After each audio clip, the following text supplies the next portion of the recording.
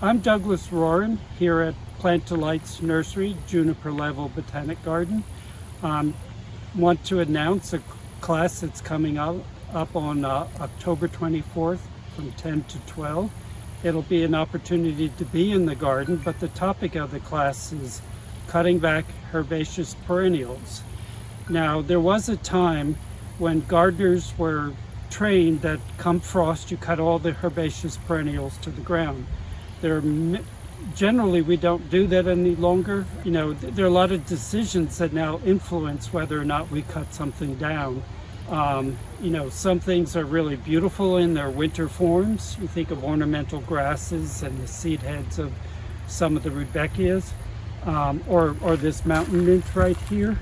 You know, and other factors that influence what we cut back is providing overwintering habitat for beneficial insects and other small creatures.